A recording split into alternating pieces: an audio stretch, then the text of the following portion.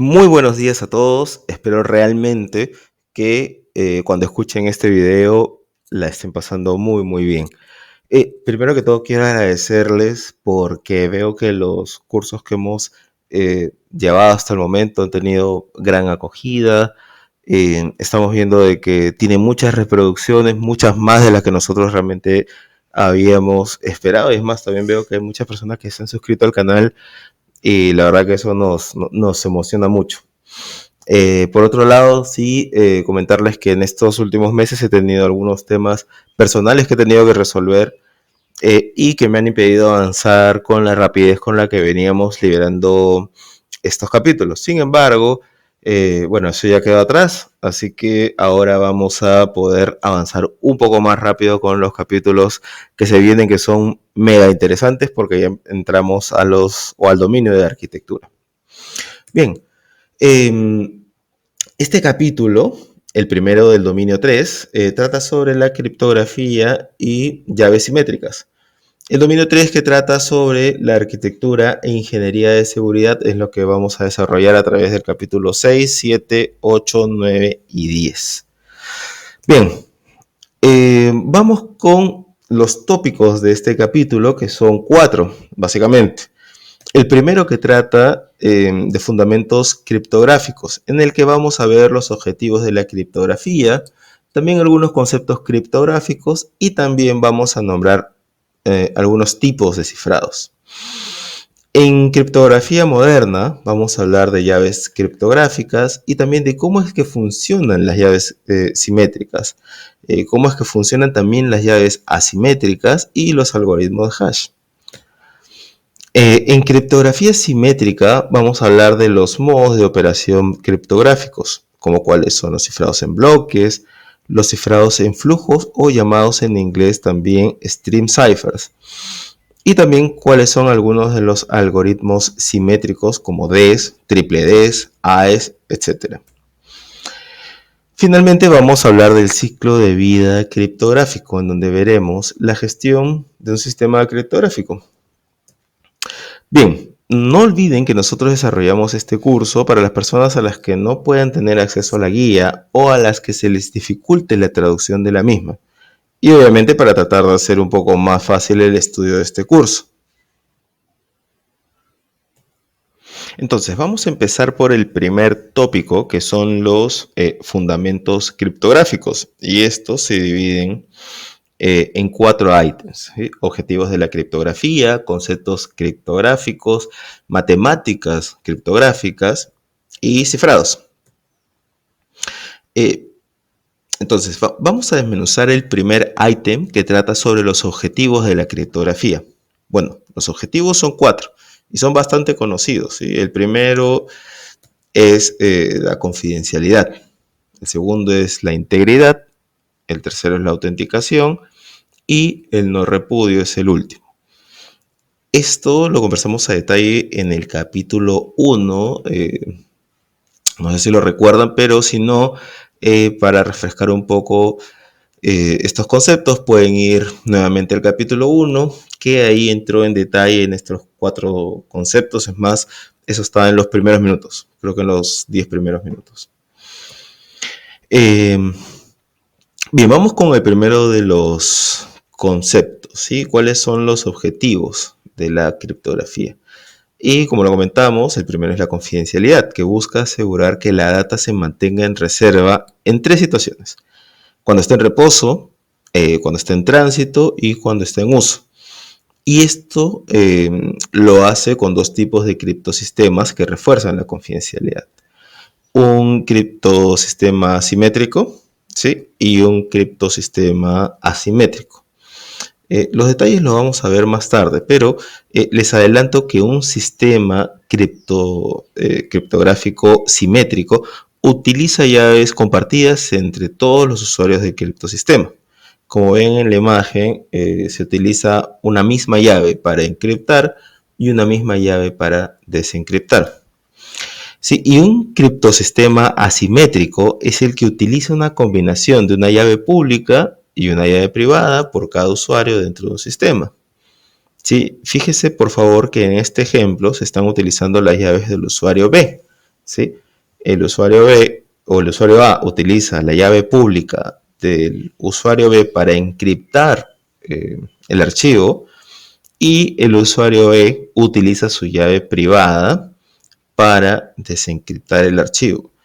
Acá recuerden un tema, o sea, el usuario E puede repartirle a quien quiera todas las llaves públicas, o mejor dicho, su llave pública, ¿sí? Pero solamente él puede desencriptarla. Es más, cuando A encripta con la llave pública de B, ni siquiera A puede desencriptar ese archivo. ¿Sí? Por favor, recuerden siempre eso. Por otro lado, la integridad busca asegurar que la data no se altere sin autorización. Si se agregan controles para asegurar la integridad, el receptor puede estar seguro de que la data no ha sufrido variaciones desde el momento que fue emitida. ¿Sí? Estos controles de integridad, buscan asegurar que la data que está en reposo no haya sido alterada desde el momento que fue creada hasta el momento que fue accedida por última vez. Una de las formas de reforzar la integridad es con el uso de firmas digitales, en donde un usuario envía un mensaje, pero antes de ser enviado utiliza un algoritmo para generar un hash, luego encripta el hash, ¿sí?, con la llave privada del emisor, generando así el certificado digital. El certificado digital viaja por la red y al destinatario le llega el documento más la llave pública, de manera tal que cuando el destinatario utiliza el mismo algoritmo de hash en el documento, le debería mostrar el mismo hash que creó el remitente. Ahí se tiene un primer resultado, ¿sí? Luego utilizará la llave pública en el documento que tiene certificado digital y al momento de descifrar le mostrará el hash del remitente. Ahí se tiene un segundo resultado. Finalmente, el destinatario hará la comparación de los dos hash obtenidos y si son iguales, podrá confirmar que realmente no ha sufrido ninguna variación desde el momento que fue enviado por el remitente. Si por el contrario hay una diferencia, eso quiere decir que el archivo fue adulterado. El tercer punto es la autenticación, ¿sí? Que verifica la identidad del usuario. Es súper simple y una de las formas en que lo hace es a través del challenge. El challenge, que en español significa retar o desafiar, es la forma en cómo un usuario verifica a otro dentro del mismo sistema. El ejemplo clásico es cuando un usuario intenta iniciar una comunicación con otro usuario y este destinatario le solicita, lo reta, lo desafía a que encripte un mensaje utilizando el código secreto que tienen entre ambos.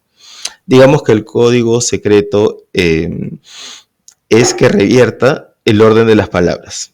De esta forma, el usuario que intentó iniciar comunicación cumplirá el desafío encriptando el mensaje, ¿no? como en esta imagen, en la cual se le solicita al usuario que encripte la palabra fuego, ¿no?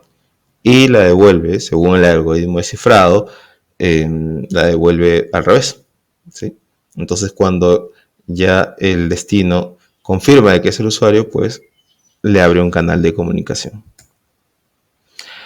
Por otro lado, el no repudio es un objetivo que se utiliza, que asegura que el mensaje fue originado por el remitente y no por otro usuario que se hace pasar por él.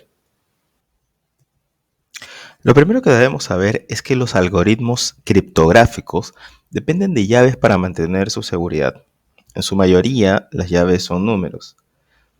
Claro, son números binarios inmensamente grandes, pero al final es un número. Solo quería hacer mención a eso y ahora sí vamos con los conceptos criptográficos. Voy a hacer que sea lo más sencillo posible. Estos 8 conceptos tienen nombres que son un poco complicados, pero no es tanto así. Vamos a ver el detalle. Empezamos con las matemáticas booleanas y la función módulo. Respecto a las matemáticas booleanas, Se indican en la guía que son para recordar los números binarios, ¿sí? Pero también en la guía te indican que es muy poco probable que tengan alguna pregunta de esto. Por lo que si quieres repasar, te dejo aquí las funciones lógicas de las que hablan en la guía, pero no voy a desarrollar esta parte.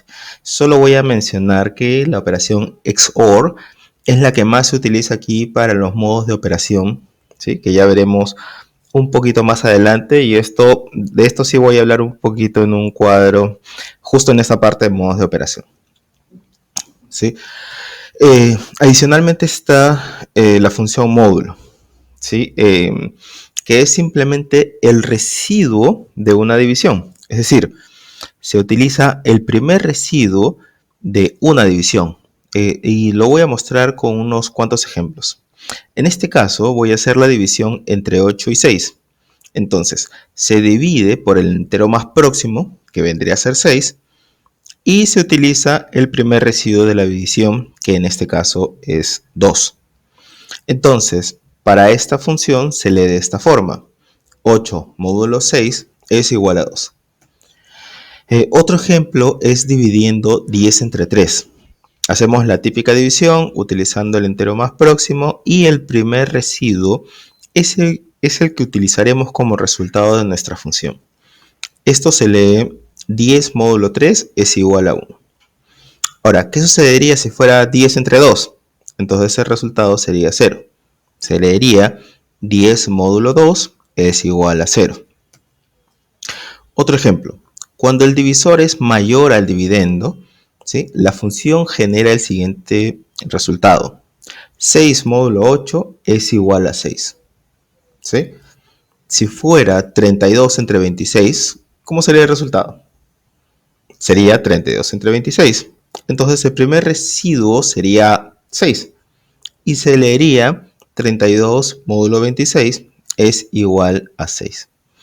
Y así sucesivamente. Entonces ya tenemos claro qué es la función módulo, la cual veremos un poquito más adelante. Continuamos con la función OneWay y la función Nonce. Primero, para refrescar un poco de nuestras clases de matemáticas de colegio, ¿cuáles son los números primos? Son aquellos que se dividen entre sí mismos y la unidad. Bien, les comento que la función OneWay se refiere al resultado del producto de varios números, normalmente primos. A ver, en este ejemplo estoy haciendo la multiplicación de 3 números primos de un solo dígito que da como resultado 15.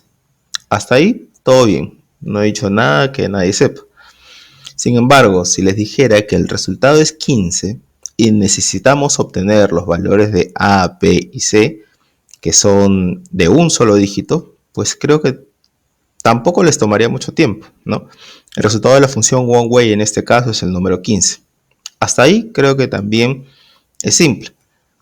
Por otro lado, si yo les dijera que la función OneWay da como resultado 10, este número que ni sé cómo se dice, y que es el resultado del producto de 3 números primos que son de 5 dígitos cada número, pues ahí sí se complica la cosa, ¿no? ¿Cuántos números primos de 5 dígitos existen? Dios sabe.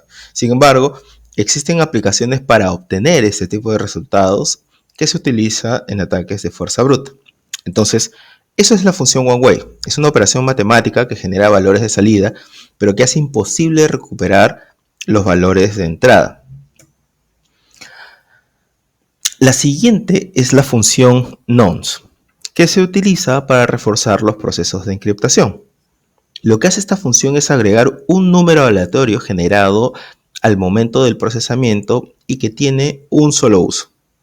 Un ejemplo de nonce o number ones, ¿sí?, son los vectores de iniciación o initialization vectors, que pueden ser usados junto con la llave para hacerle la vida más complicada a un atacante que quiere utilizar un dictionary attack, ¿sí?, cuando se tienen mensajes repetidos.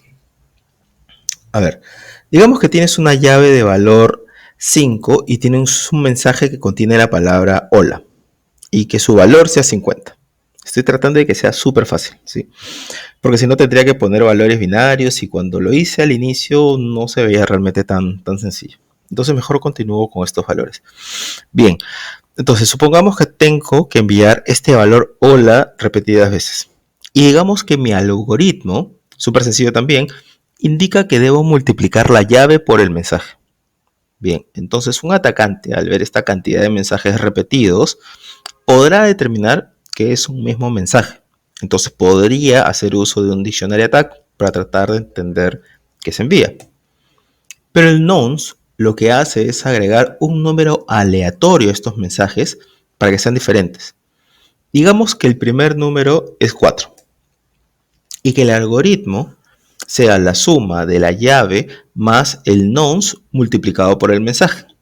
Entonces hacemos la operación que 5 más 4 por 50, hacemos memoria de la tabla de 50, y el resultado es 450, diferente al 250 del mensaje inicial. Ahora, como son mensajes que se deben enviar de manera repetitiva, el siguiente mensaje deberá ser enviado con otro número aleatorio. Digamos que sea con 8. Entonces, el siguiente mensaje tendrá como valor 600, muy diferente al mensaje original que es 250. El siguiente valor puede ser 3.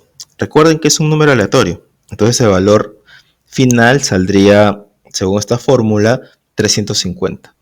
Entonces el atacante no sabría determinar si el mensaje es el mismo, dificultando así un ataque.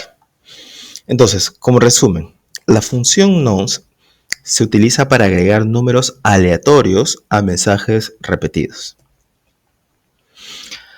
Este capítulo es un poquito largo, ¿sí? Pero vamos muchachos, no se duerman. Acá vamos a hablar, en este punto, de la prueba de conocimiento cero o zero knowledge. Y también del conocimiento dividido o split knowledge. La prueba de conocimiento cero o zero knowledge proof es un método criptográfico en el que un usuario puede demostrarle a otro la veracidad de una información sin necesidad de revelar datos sensibles de esa información. Aquí en la imagen podemos ver un típico ejemplo de prueba de conocimiento cero o zero knowledge proof, en la que una persona, en este caso una usuaria, demuestra que conoce la contraseña al ingresar por la ruta A, que es la de abajo. Ingresa la contraseña de la puerta y finalmente aparece por el lado B sin mostrar la contraseña al usuario. Entonces de esa manera demuestra conocer la llave o contraseña, pero no necesariamente se la mostró a la otra persona. Conocimiento dividido o split knowledge requiere que varias partes se unan para hacer una operación. Por ejemplo, dos personas podrían tener una parte de una llave de manera tal que cuando estas dos llaves se unan, se podría desencriptar una data. Adicionalmente, entra el concepto de M de N, que significa que M personas de un total de N podrían generar el acceso a una data. Por ejemplo, M podría ser 3 y N podría ser 5. Entonces, cuando se junten 3 personas de las 5, podrían acceder a una data. Otro concepto es el work function o función trabajo. ¿Sí? Esta función mide la fuerza del criptosistema. La medición se realiza básicamente en cuánto tardaría un ataque de fuerza bruta en ser realizado. Ahora, recuerden también, siempre debe considerarse un sistema costo eficiente, debido a que, como vimos en capítulos anteriores, un control no debe ser mucho más caro que un activo, si no, no tendría sentido agregar un control a ese activo realmente. Vamos con los conceptos de cifrado ahora. ¿Qué es el cifrado? El cifrado es la conversión de datos de un formato legible a un dato codificado, y solo pueden ser legibles luego de ser descifrados. Tenemos varios conceptos de cifrado, como por ejemplo los cifrados de transposición, cifrados de sustitución, de un solo uso o one-time paths, cifrados de flujo o stream ciphers, cifrados en bloque o cipher blocks, y confusión y difusión. ¿Qué son o qué hacen los cifrados de transposición, que es el primero en esta lista? Bueno, lo que hacen es que utilizan un algoritmo de encriptación para reordenar las letras de un texto plano. para lo cual puedes utilizar una clave. Con un ejemplo simple lo veremos bien. Digamos que queremos enviar el mensaje: los soldados atacarán a medianoche. Y la llave secreta es atacar. El primer paso es utilizar las letras de la llave secreta y enumerarlas en el orden según el alfabeto. De esta forma. El número 1 corresponde a la letra A, ¿no? El número 2 corresponde a la segunda letra A. El número 3 corresponde a la tercera letra A. El número 4 corresponde a la letra C. El número 5 corresponde a la siguiente letra del abecedario en esta palabra, que vendría a ser la letra R. Y finalmente, la última letra del abecedario en esta palabra sería la letra T, por lo que llevaría el último número, que es el 6. Bien, ahora vamos a ordenar las palabras de nuestro mensaje y se vería de esta forma. Vean por favor que es el mismo mensaje, ¿sí? Entonces, si yo hago la transposición, según el algoritmo descifrado para este mensaje, el mensaje se vería de la siguiente forma. Pondría el primer grupo según su orden numérico, es decir, iniciaría el grupo 1, luego el grupo 2, luego el grupo 3, luego el grupo 4, luego el grupo 5 y luego el grupo 6. Y al final, el receptor utilizará la misma llave para descifrar el mensaje y lo podrá leer de la manera correcta. Ahora vamos con los cifrados de sustitución. Lo que hace este algoritmo es que reemplaza cada carácter del texto plano con otro carácter. La primera vez que se tuvo registro de este tipo de algoritmo fue cuando Julio César se comunicaba con Cicerón en la antigua Roma, mientras conquistaba Europa.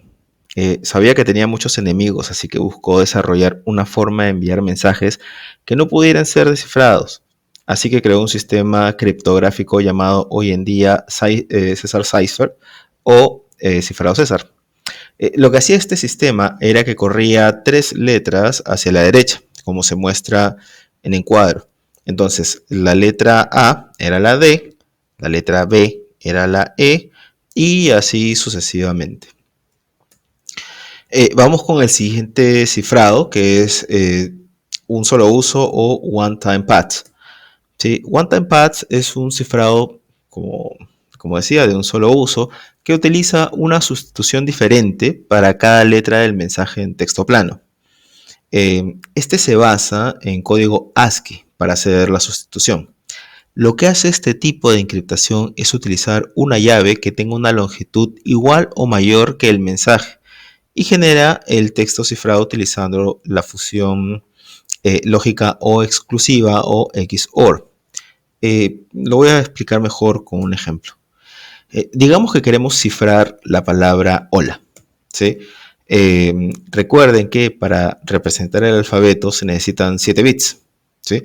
Entonces, en binario, según la tabla que acabamos de ver, el mensaje hola está compuesto por estos códigos binarios, ¿sí? Ahora, digamos que la llave está compuesta por las iniciales de mi canal y le voy a anteponer una arroba. Entonces sería arroba ISTA, ¿no? InfoSec Training Advisors. Recuerden que la llave debe tener cuando menos la misma longitud del mensaje. Ahora, entonces vamos a aplicar la función O exclusiva o XOR a estos valores. Entonces, para el primer número binario, cuando se tienen dos entradas iguales, la salida es un 0. Y cuando las entradas son diferentes, la salida es un 1. Con base en esta tabla, hacemos la ecuación para cada número binario y se obtiene el texto cifrado o ciphertext que muestro a continuación. Si hago la traducción con la tabla ASCII que mostré hace unos segundos, el mensaje mostrado sería el siguiente. Pero recuerden que la especie solo entiende de números binarios, por lo que el mensaje mostrado no sería utilizado. Se deben cumplir 4 requerimientos. ¿Sí? Debe ser generado de manera aleatoria, debe ser físicamente protegida contra su divulgación, debe ser utilizado solo una vez y la llave debe ser al menos del mismo tamaño que el mensaje a encriptar. Por otro lado, consideren que este tipo de encriptación se podría utilizar para mensajes cortos. Vamos con el siguiente, que es cifrados de flujo. Respecto a este cifrado, hay algunas características que debemos conocer, ¿sí? Como que opera en cada letra del mensaje, ¿sí? Un ejemplo es el cifrado César, ¿no? O one-time pads, ¿sí? Otro es que se puede considerar un tipo de cifrado en bloque, ¿sí? ¿Por qué un tipo de cifrado en bloque? Porque en algunas operaciones trabaja llenando el buffer de la memoria con la data y luego lo cifra en bloque. El siguiente cifrado es el cifrado en bloque, de hecho justo del que veníamos hablando. Este también tiene algunas características, ¿no? Como que opera en bloques, como hace un rato mostré el cifrado de transposición, ¿sí? Y actualmente algunos algoritmos utilizan este cifrado como el cifrado AES y de hecho, como vamos a ver más adelante, muchos de los cifrados como DES, triple DES, etcétera, trabajan con cifrados en bloque.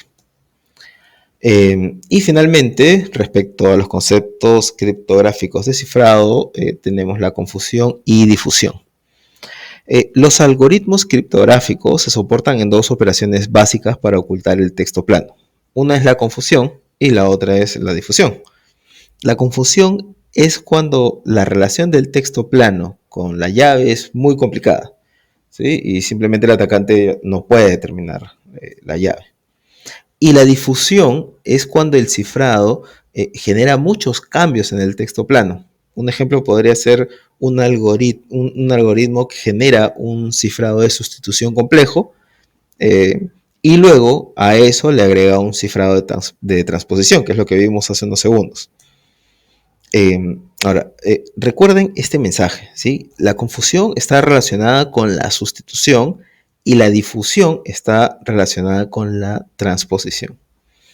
Bien, entonces, ahora vamos con unas preguntas para ver cuánto hemos aprendido hasta el momento. Estoy seguro que vas a contestar bien a todas. ¿Verdad? Les recuerdo que estas preguntas son de la guía, no las he creado yo. Vamos con la primera pregunta. John recibió recientemente un mensaje de correo electrónico de parte de Bill. ¿Qué objetivo criptográfico sería necesario alcanzar para convencer a John de que Bill era en realidad el remitente del mensaje? La opción A es no repudio, la opción B es confidencialidad, la opción C es disponibilidad y la opción D es integridad. Pónganle pausa un segundo si desean. Y vamos con la siguiente pregunta. ¿Cuál de los siguientes tipos de cifrado opera en grandes partes de un mensaje en lugar de caracteres o bits individuales de un mensaje?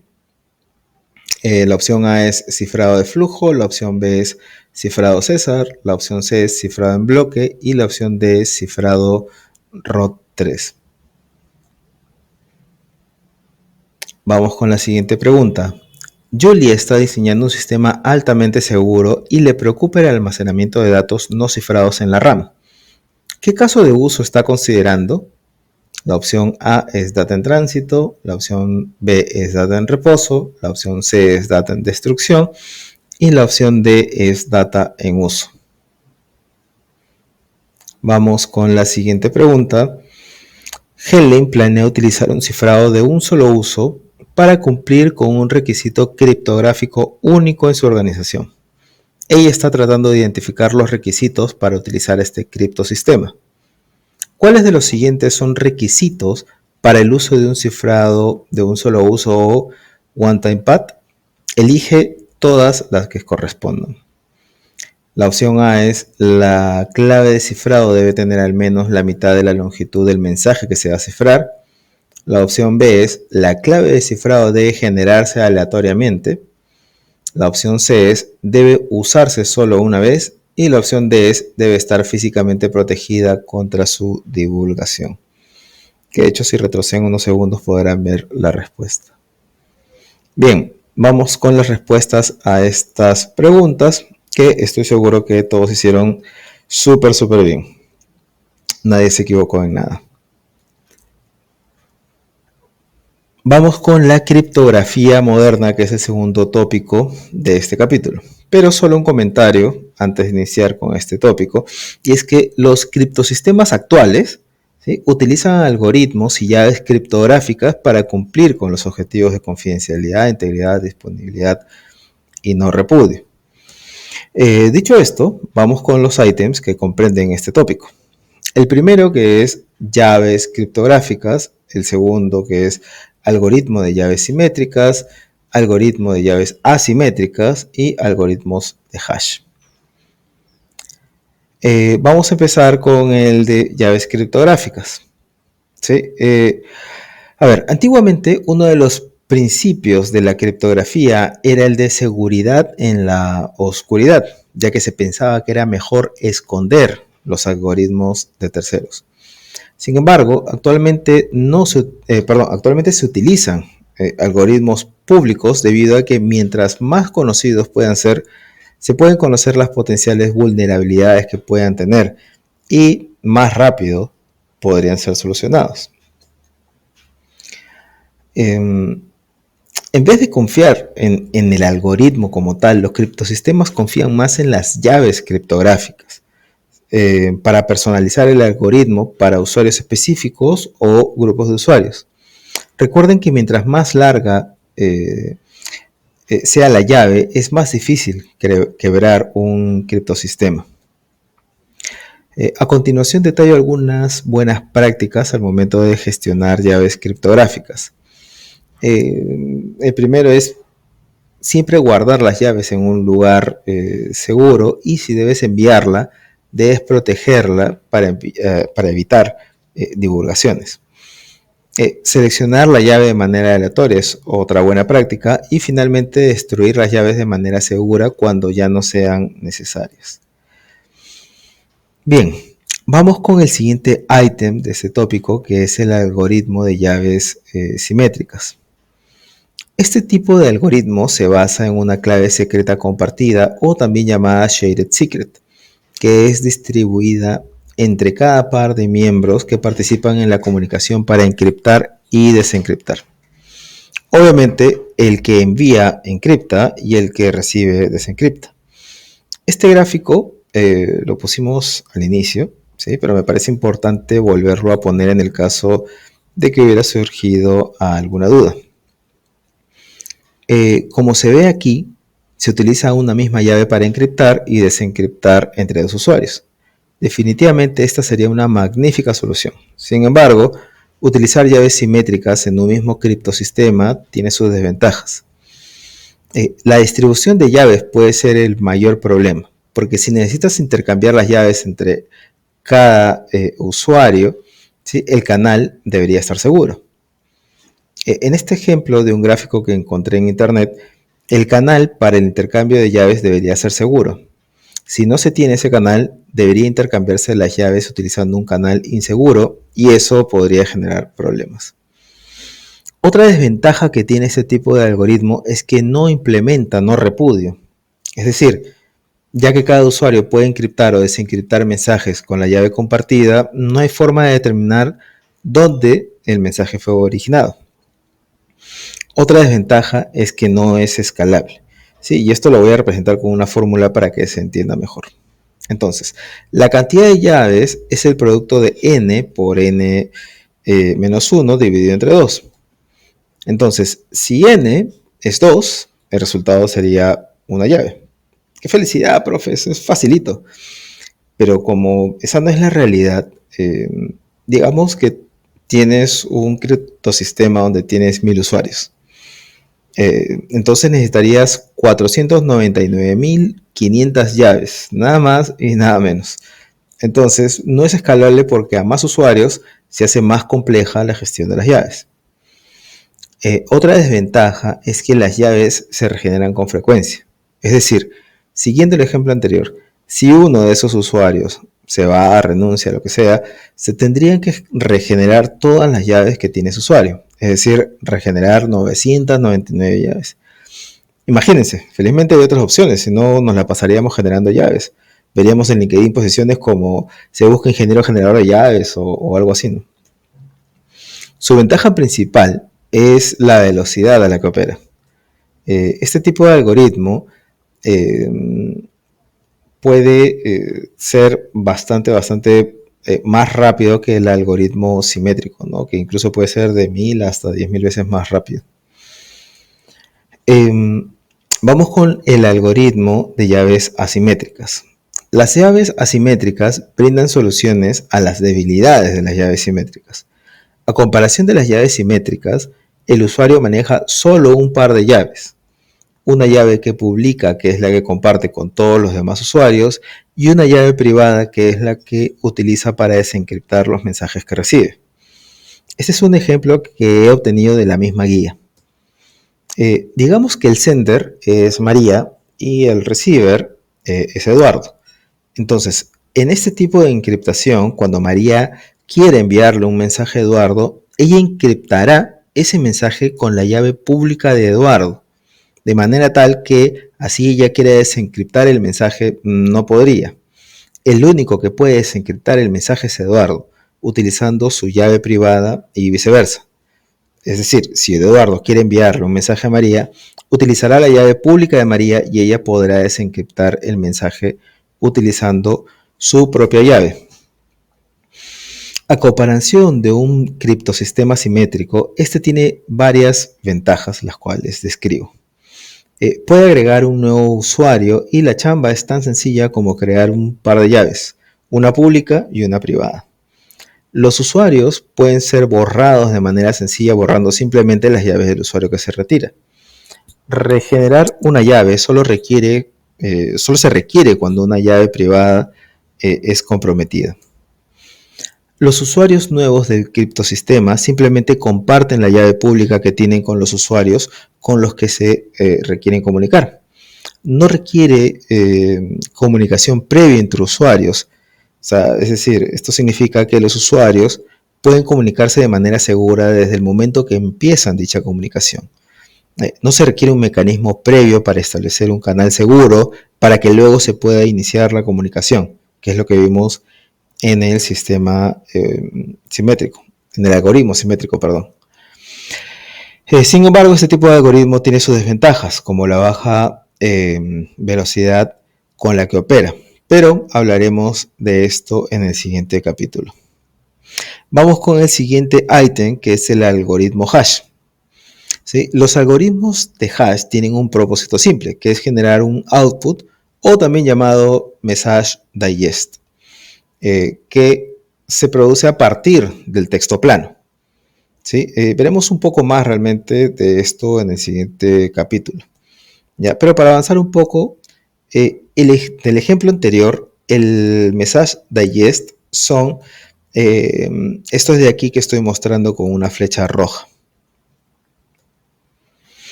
Bien, ahora vamos con el tópico más extenso, que es la criptografía simétrica. Esto se divide en dos ítems principales, que son los modos de operación criptográficos y los algoritmos de encriptación simétricos. Entonces empezamos con los modos de operación criptográficos. Los modos de operación describen las diferentes formas en que los algoritmos criptográficos pueden transformar los datos para lograr una complejidad suficiente que ofrezca protección contra ataques. Vamos a detallar los modos de operación que tenemos. Los que se indican en la guía son 7, de los cuales solo voy a escribir sus iniciales. ¿Sí? El primero que es el SB, el segundo que es CBC, el que sigue es CFB, OFB, el siguiente que es Countermode o CTR, GCM y finalmente el CCM. El primero, el SB, es el más simple de entender y también el menos seguro. Cada vez que el algoritmo procesa un bloque de 64 bits, simplemente lo encripta con la llave secreta. ¿Sí? Esto quiere decir que si el algoritmo encuentra el mismo mensaje repetidas veces, entregará como resultado el mismo mensaje, ya que utiliza la misma llave. O sea que si 80 veces transmite hello, 80 veces botará el mismo valor. Este modo se utiliza para transmitir pequeñas cantidades de data como claves, llaves, o inclusive se utiliza para que inicien otros modos criptográficos. El segundo modo de operación de cifrado es el CBC, que realiza el cifrado por bloque en cadena, como su nombre lo dice. Lo que sucede aquí es que se cifra por bloques. Al bloque se le aplica la función XOR con el mensaje cifrado del paquete anterior, lo que genera una cadena. Sin embargo, esto puede generar una duda. Si cifra utilizando el paquete anterior, entonces, ¿qué sucede con el primer paquete? Porque no hay un paquete anterior por ser el primero. Bueno, el primer paquete inicia con un vector de inicialización, que de hecho lo vimos al inicio del video en la parte de conceptos criptográficos. Vamos con un gráfico para que se entienda mejor. Siempre es mejor un gráfico porque una imagen vale más que 1000 palabras. Como les comenté, el mensaje comienza con un vector de inicialización que es aleatorio. Sobre eso se aplica la función XOR y adicionalmente, junto con la llave de encriptación, se genera el mensaje encriptado y se obtiene un primer bloque cifrado. Luego, el segundo mensaje utiliza el mensaje cifrado del bloque anterior, se le aplica la función XOR y genera un segundo mensaje cifrado, diferente al anterior. Y así sucesivamente se van generando mensajes cifrados diferentes unos de otros, utilizando el mensaje cifrado del bloque anterior. Entonces, ¿qué sucede si se corrompe un bloque? Pues que se volvería imposible desencriptar los demás paquetes. Esto se conoce como propagación de error o error propagation. Seguimos con el siguiente modo, que es Cypher Fake Path Mode. Es la versión streaming del modo anterior, ¿sí? Es decir, trabaja con data en tiempo real. Utiliza también un vector de iniciación y trabaja en cadena. ¿Sí? Con este ejemplo vamos a mostrar su modo de trabajo. Acá, a diferencia del anterior, encripta una porción del tamaño total de los bits del mensaje. Es decir, si el mensaje es de 128 bits, según el diseño se puede encriptar 1, 8, 16, 32 o los bits que se requieran. En este caso, esa cantidad deseada está representada por la letra S, que la he puesto de color rojo. ¿Sí? La letra B es el total de bits. Entonces, si el total es 128 y quiero encriptar 32, los restantes pasan al siguiente mensaje. Y entonces el input block 2 contiene los mensajes restantes más el texto cifrado del primer bloque de tamaño S, o, siguiendo el ejemplo, de 32 bits. Y así sucesivamente hasta terminar todo el mensaje. Una nota adicional con este modo, y es que cuando un paquete se corrompe, todos los mensajes siguientes también se corrompen, lo que se conoce como propagación de error o error propagation. Ahora vamos con el siguiente modo de operación, que es el OFB, que es muy similar al modo anterior, solo que en este caso se utiliza el output del primer bloque cifrado. Es decir, al margen de que se realice la operación XOR sobre el texto plano, que en la imagen es P1, y que luego se obtenga un texto cifrado, lo que se hace en este modo es utilizar el output block del initialization vector, o por sus iniciales IB. En el gráfico el IB se muestra en la parte superior. Este output block cifrado se utiliza como entrada en el siguiente input block, como le indica la flecha de color rojo, y así sucesivamente sobre los demás bloques. Por si acaso, esto no lo estoy explicando porque a mí se me ocurre, esto está en la NIST, ¿sí? Si buscan la NIST 800-38A, ahí encontrarán todo lo que acabo de hablar en estos últimos segundos. Ahora, vamos con el siguiente modo de operación, que es el Counter Mode, o conocido también como CTR. En este modo de operación se inicia con un contador y los mensajes se van cifrando a partir de ese contador, de manera tal que culminará con el último número, el cual se representa con la letra N, así como mostraremos a continuación en este gráfico. Como verán, acá ya no hablamos de un vector de inicialización, sino de un contador. Entonces, el siguiente valor iniciará el número, o sea, será el número siguiente y así sucesivamente. Si se dan cuenta aquí, ya no muestro la flecha roja, que era el enlace entre mensajes cifrados. Aquí, si un paquete es descifrado, no afecta a los siguientes. El siguiente modo es el GCM, el cual es utilizado actualmente por proveedores de Vault como HashiCorp, por ejemplo. En este modo se utiliza un contador como el que acabamos de ver en el modo anterior y genera un output block. Adicionalmente a esto se agrega una data para autenticación con un factor de multiplicación de un campo de la función de Galois y se realiza así para los demás mensajes, así como lo muestro en la figura. Ahora, por otro lado, para finalizar, agrega un valor encriptado para generar el tag de autenticación. Esta es una explicación a súper alto nivel. Esto definitivamente tiene muchísimos más matices y detalles que no son necesarios de cara al examen, ya que en la guía esto lo describen en 3 líneas nada más. De hecho, casi todo lo que acabo de escribir o lo que he mostrado no viene en la guía de esta manera. Lo hago así para que sea más visual y sea más sencillo de entender, lo que es el fin de este curso. Bien, dicho esto, continúo con el último modo de operación, que es el CCM. Este modo de operación es similar al Galois, ¿sí? Porque utiliza un contador para la encriptación del texto plano y adicionalmente, en paralelo, utiliza otro modo de operación que ya hemos visto, que es el Cipher Blockchain o CBC, pero utiliza este modo para autenticar y lo hace de la manera en la que se muestra en el gráfico de la parte inferior. Entonces, lo que se ve en este gráfico es una parte de la data que se utiliza para el cifrado. Es decir, el esquema superior es básicamente para este cifrado y la parte de la data que se utiliza para la autenticación está en el esquema en la parte inferior de este gráfico.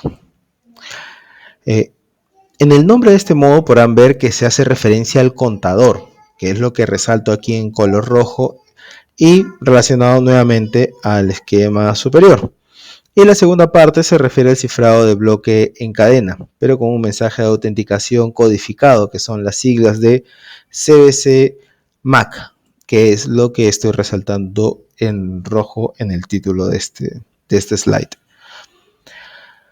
Y para que vean que no les estoy mintiendo, esto que estoy explicando está en esta publicación de la NIST, que es la 838C, que de hecho es una publicación especial para este modo. Recuerden que esta explicación está a súper alto nivel. Lo importante aquí es saber que este modo realiza la combinación de un contador con un método de autenticación de la data de cara al examen. ¿Sí? Cuando vean la guía verán que esto lo explican también en 3 o 4 líneas, pero yo lo pongo de esta forma para que sea más fácil de entender. Bien, vamos con un resumen que es la carnecita de todo lo que hemos hablado, ¿sí? Los modos SB, SBC, SFF, OFB y CTR son modos de autenticación que proveen confidencialidad. Y los modos GCM y CCM son modos que proveen confidencialidad y adicionalmente autenticación. Entonces, el primer grupo es conocido como modos de operación de encriptación, pero no autenticados. Y los otros son conocidos como modos de operación de encriptación autenticados. Y ustedes se preguntarán tal vez, profe, ¿y por qué no empezó por ahí mejor? Si ese es el resumen. Porque no iban a poder o no iban a conocer los detalles de cada modo. Y en el examen te puede venir una pregunta sobre los modos de encriptación. Bien, ahora vamos con unas preguntas, ¿sí? Para ver cuánto hemos podido entender de todos estos puntos que hemos revisado, en realidad, de los que hemos hablado. Ahora vamos con la pregunta 1, ¿sí? ¿Cuál de las siguientes tecnologías de cifrado tiene la capacidad de funcionar como cifrado streaming o cifrado de flujo? El CBC con propagación de error, el SB, la opción C que es CFB y la última que es Feistel Cipher que es un cifrado del que voy a hablar, pero al final de este video. Cuando expliqué sobre este modo, me refiero al CFB, que es la respuesta en esta pregunta. Resalté que es un cifrado tipo streaming para que sea sencillo responder a esta pregunta. Pero esos detalles sí hay que conocerlos porque, como verán, puede ser una pregunta de examen o puede ser una opción de respuesta. ¿Sí? Entonces hay que conocer un poco sobre cada modo de operación y en general sobre todo lo que está en la guía. Recuerden que el diablo está en los detalles. Ahora, no hay que ser un experto en cada campo para obtener esta certificación, solo hay que estudiar. ¿Sí? Recuerden que el 6SP es como un océano de información, pero de 3 centímetros de profundidad. No entra a tanto detalle técnico. Vamos con otra pregunta de la guía. Tami está eligiendo un modo de operación para un criptosistema simétrico que usará en su organización. Quiere elegir un modo que sea capaz de proporcionar tanto confidencialidad como autenticidad de los datos. ¿Qué modo satisfaría mejor sus necesidades? La opción A es SB, la opción B es GCM, la opción C es OFB y la opción D es CTR.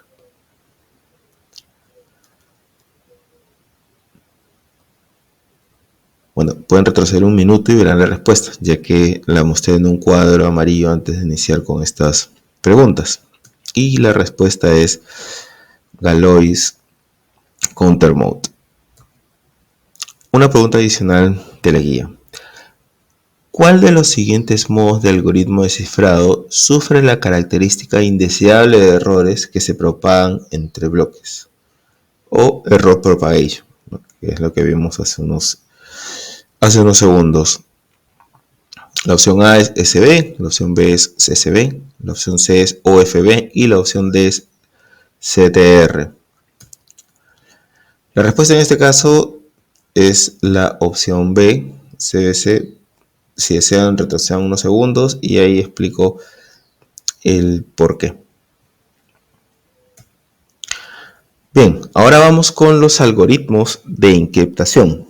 Otro tema picante en este curso. Vamos a empezar con DES, luego con triple DES, seguiremos con IDEA, Blowfish, Skipjack, también los cifrados Rivest, AES, Cast y finalmente Towfish. Recuerden que en los modos de operación de cifrado indiqué en los gráficos que se realizaba la encriptación para luego obtener el texto cifrado o ciphertext, ¿sí? Bien, la encriptación a la que me refiero en estos cuadros azules es lo que vamos a ver ahora. De hecho, los que ahora estoy resaltando en amarillo, ¿sí? Se puede utilizar el algoritmo DES, triple DES, AES y de hecho cualquiera de los que resumí en el slide anterior.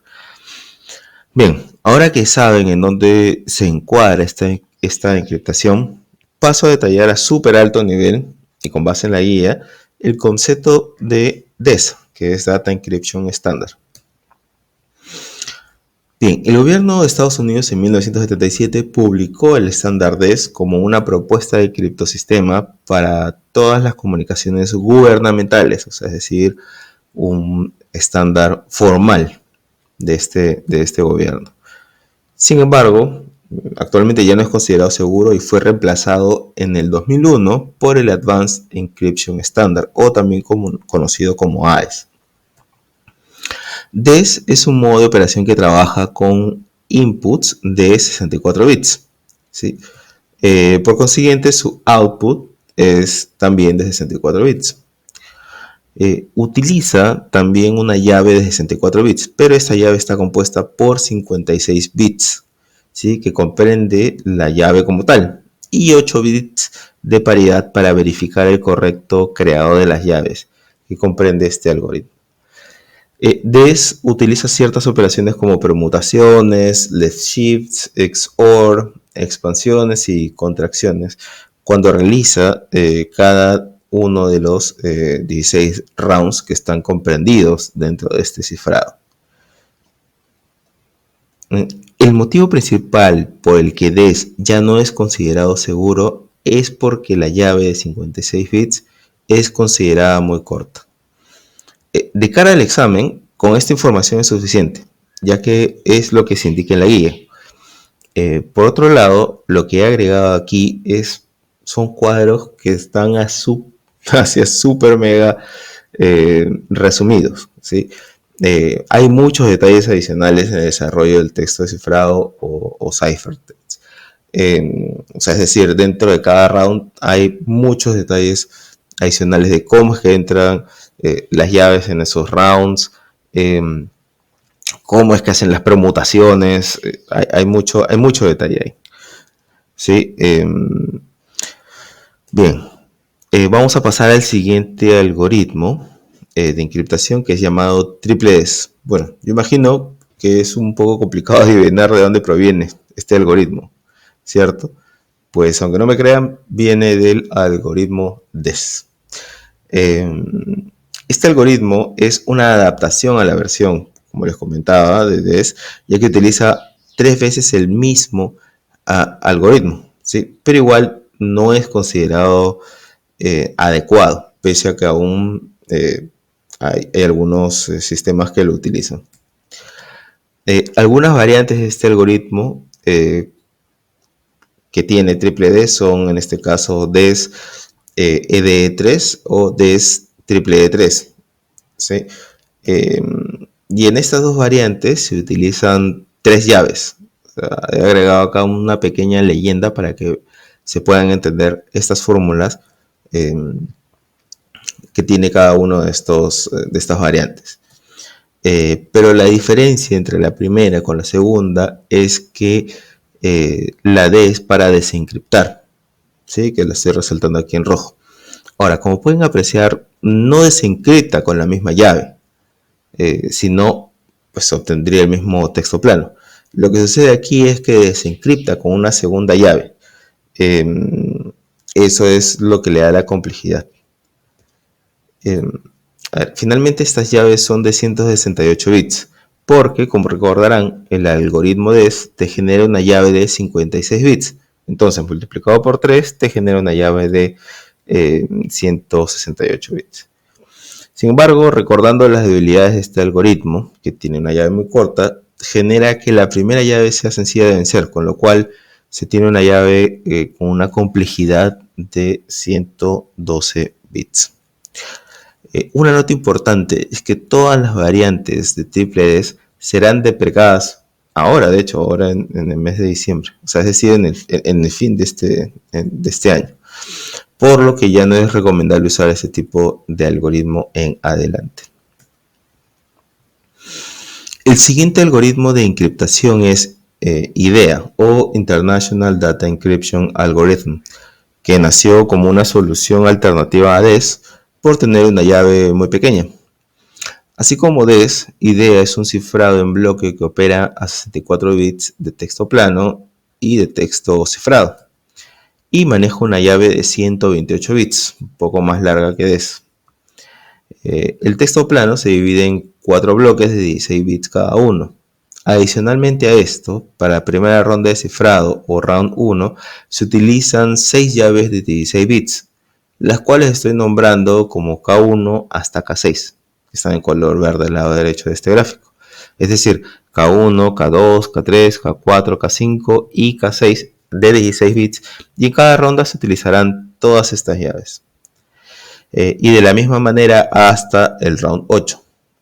Bien, ahora ustedes se podrían preguntar, pero si la llave es de 128 bits y por cada round se utilizan 96 bits en total, ¿no? Porque son 6 llaves de 16 bits, ¿en qué momento utilizan los 128 bits?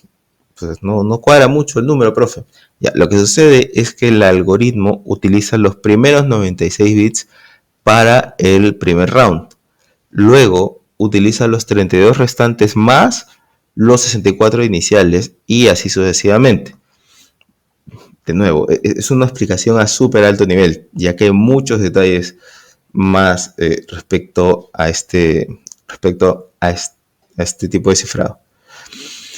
Y finalmente hace una transformación utilizando ya no 6, sino 4 llaves para generar el texto cifrado o ciphertext. Entonces, para este algoritmo, ¿qué es lo que se debe recordar aquí?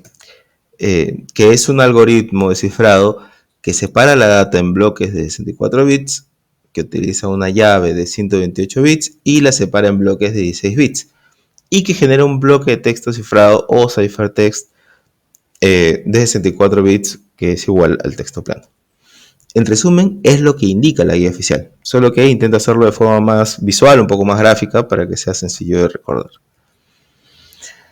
Finalmente, una implementación popular de IDEA es el paquete de correo seguro o Pretty Good Privacy.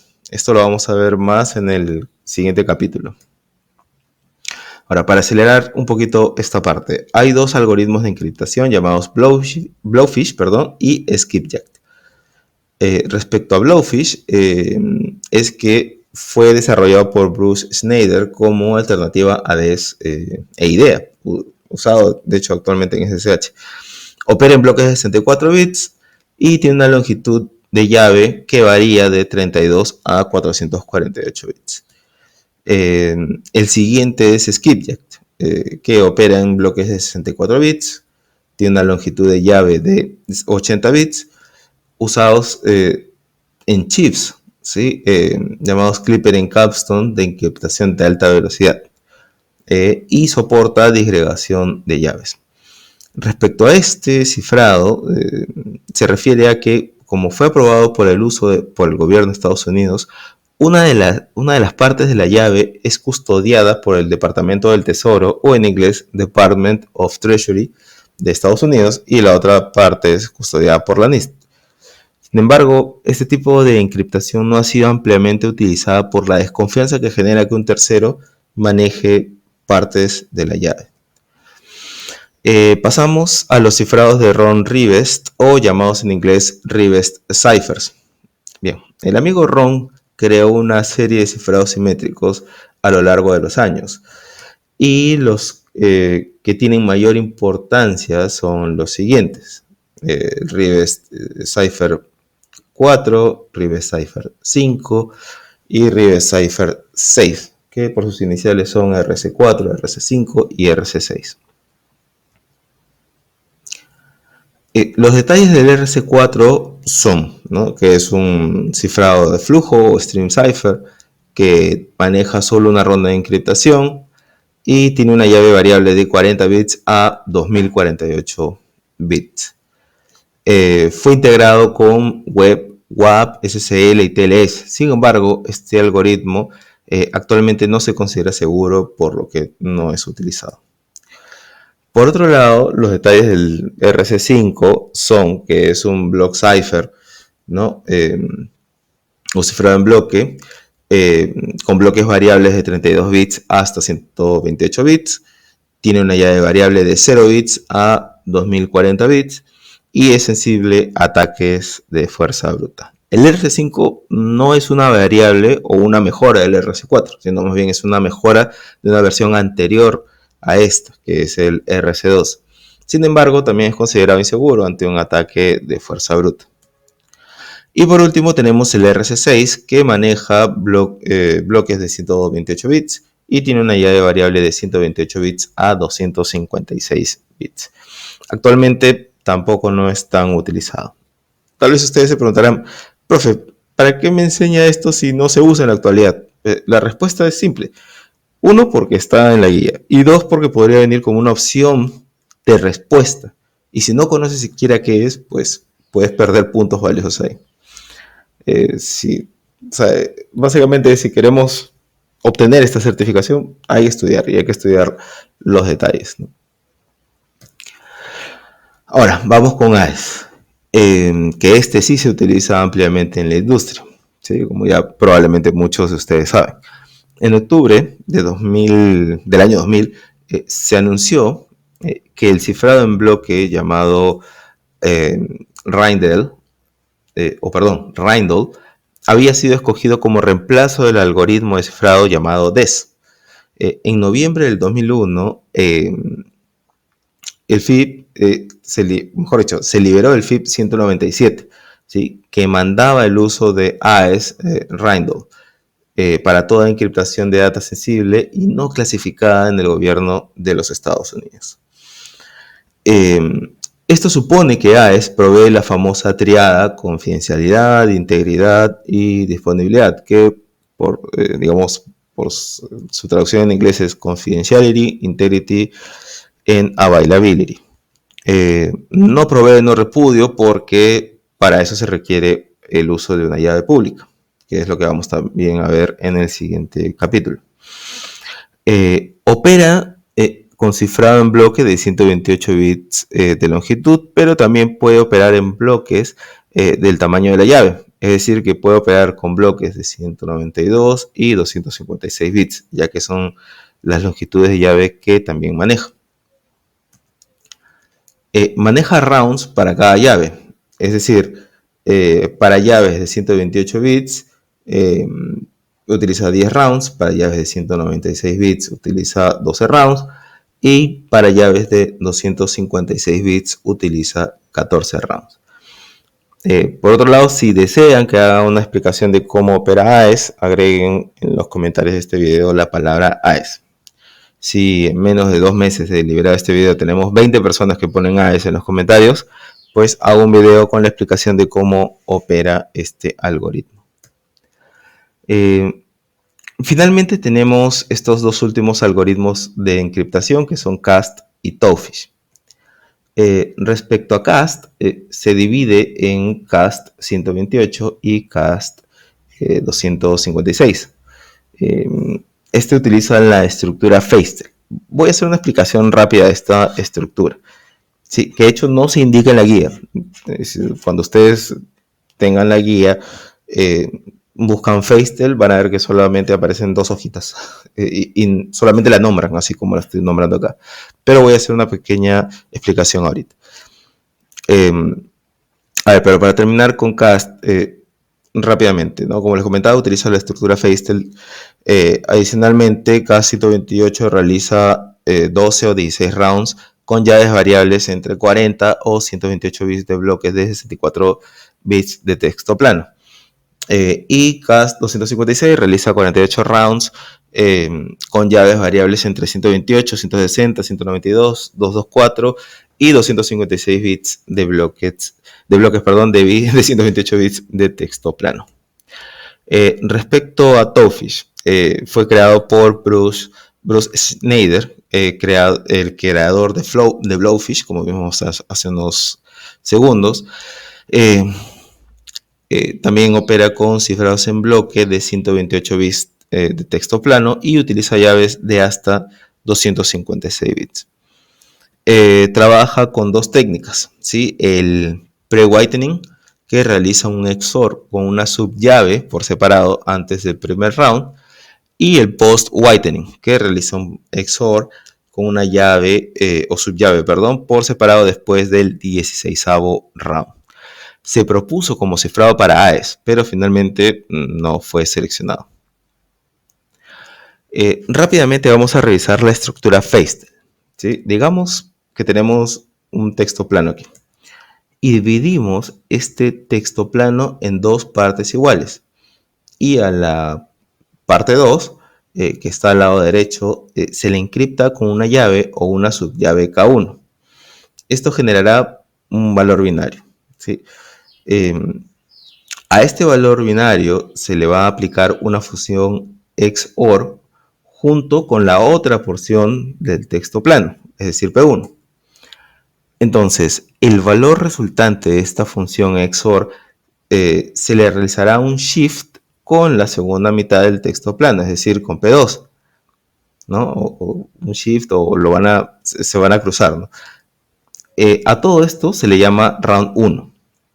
¿Sí? En el siguiente round se realizará lo mismo para todos los rounds, o sea, en general, para todos los rounds que se establezcan. Entonces, esto es la estructura Feistel. En la guía, como les comenté hace unos segundos, solo lo indican en el algoritmo CAST. Luego de eso no lo vuelven a nombrar, pero quise hacer un diagrama rápido para que sepan, pues, a qué se refiere. Les dejo aquí un cuadrito, resumen de los detalles de los algoritmos criptográficos para que se diviertan, ¿sí? Este cuadro es de la guía. Finalmente, el último tópico de este capítulo, que es gestión de llaves simétricas. Como es obvio, las llaves son el núcleo de la seguridad en un criptosistema, por lo que se tienen que realizar esfuerzos extraordinarios para mantenerlas secretas. Estos esfuerzos o medidas son la gestión de las llaves simétricas, la cual hace referencia a la creación y distribución de llaves simétricas, así como también el almacenamiento y destrucción de llaves, así como también la recuperación y custodia de las llaves simétricas. Entonces, vamos a empezar con la creación y distribución de las llaves. Uno de los mayores problemas de la encriptación simétrica es una distribución segura de las llaves, pero para eso hay tres métodos que son los más usados, como la distribución offline, la encriptación de llaves públicas y el algoritmo de intercambio de llaves llamado Diffie-Hellman. La distribución offline hace referencia al intercambio físico de un documento que contenga la llave escrita o impresa o a través de un dispositivo como un USB o algún almacenamiento digital. Otra forma puede ser un dispositivo electrónico que es insertado en un dispositivo como un HCM, por ejemplo. Sin embargo, toda distribución offline tiene sus desventajas. Por ejemplo, si fuera enviado por correo, este podría ser interceptado. ¿Sí? Las distancias geográficas hacen que sea complicado el uso de este tipo de llaves. Las llaves públicas se pueden distribuir utilizando la infraestructura de llave pública o PKI, que es el acrónimo de Public Key Infrastructure, que veremos también en el siguiente capítulo. En este caso se utilizan dos llaves, una llave pública y una llave privada. A la pública cualquiera puede tener acceso, pero no a la privada. Con la pública se encripta el mensaje y solo el que posee la llave privada puede desencriptar la información. Respecto a Diffie-Hellman, es un protocolo de intercambio de llaves utilizado cuando los dos primeros ítems que acabamos de ver no se pueden utilizar. Veremos a detalle este tema en el siguiente capítulo. Respecto a la seguridad de las llaves, se recomienda seguir estas buenas prácticas, como por ejemplo, nunca guardar las llaves dentro del mismo criptosistema donde está almacenada la data encriptada. Y adicionalmente, se puede considerar dividir la llave entre dos o más personas, utilizando el concepto de split knowledge que vimos al inicio de este capítulo. Un ejemplo de destrucción podría ser cuando una de las personas que tiene acceso a la llave renuncia a la empresa, ¿sí? En ese caso se debe desechar la llave anterior y volver a crear llaves nuevas a todo el criptosistema, que de hecho hice un ejemplo con una fórmula matemática también al inicio.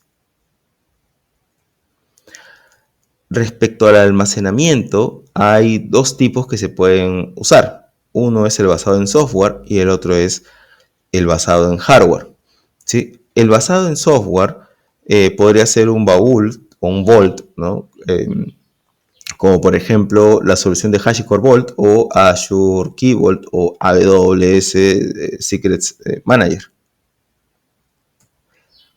El basado en hardware podría ser el uso de un HCM, que significa un Hardware Security Module, que gestiona llaves físicas como smart cards, que son utilizadas o resguardadas pues, por personas. Luego viene la recuperación y la custodia de las llaves. Sobre esto hay dos enfoques. El primero es el Fair Crypto System, en la cual las llaves son custodiadas por terceros y si el gobierno de Estados Unidos necesita tener acceso a dichas llaves, debe llevar una orden de la corte para que se les brinde el acceso a estas llaves. El segundo enfoque es en el que el gobierno ya cuenta con dicho acceso, pero solo lo utilizará cuando sea necesario. Respecto a la recuperación, se puede utilizar la estrategia MDN, que significa que N usuarios, que son el total, tienen partes de la llave, pero solo se necesitan M usuarios para tener acceso a ella. Un ejemplo rápido es, digamos que N es igual a 12 y M es igual a 3. A lo que hace referencia esta estrategia es que de 12 usuarios que cuentan con parte de la llave, solo juntando a 3 de ellos puedes obtener la llave encriptada. Esto con el fin de que en caso un usuario se vaya o renuncia,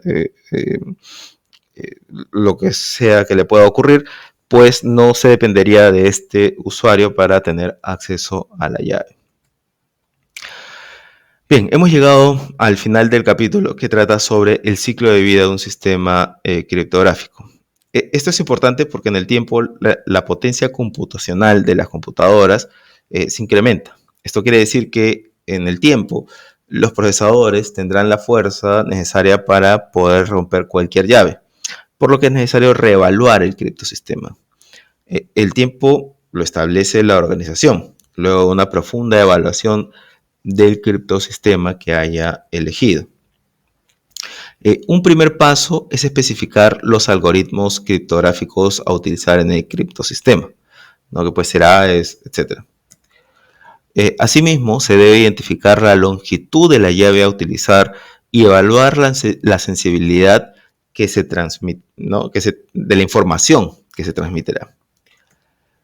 Otra evaluación que se debe hacer es enumerar los protocolos de transacción que se utilizarán, como por ejemplo TLS, ¿no? Que puede ser la versión 1.2, 1.3, etc.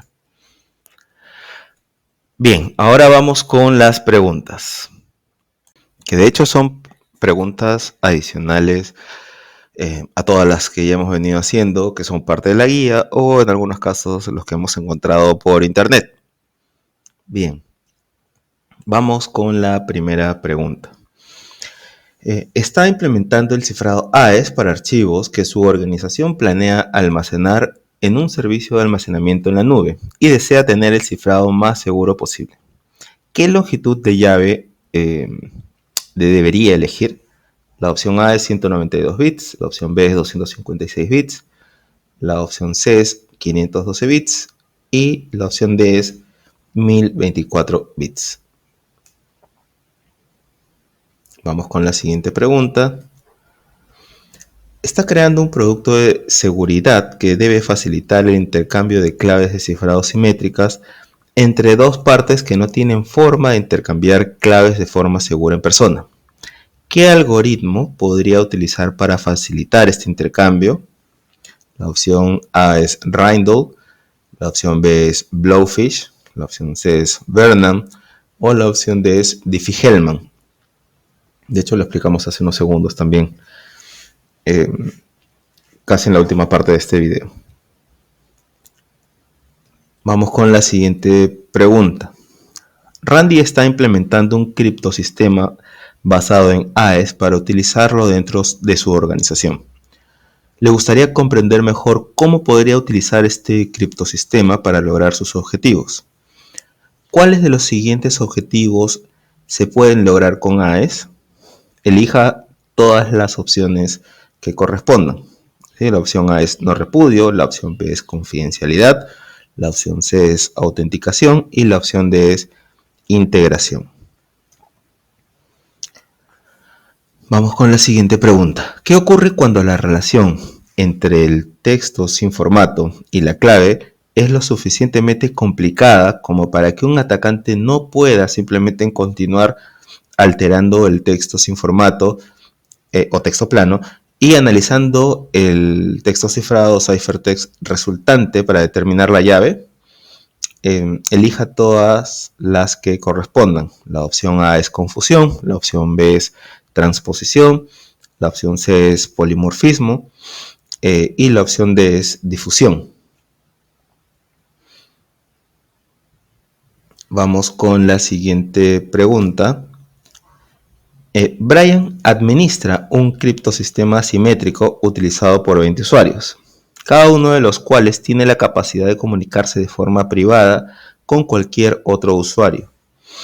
Uno de esos usuarios perdió el control de su cuenta y Brian cree que las claves, del usuario se vieron comprometidas. ¿Cuántas llaves debe cambiar? Bien, vamos con la siguiente pregunta.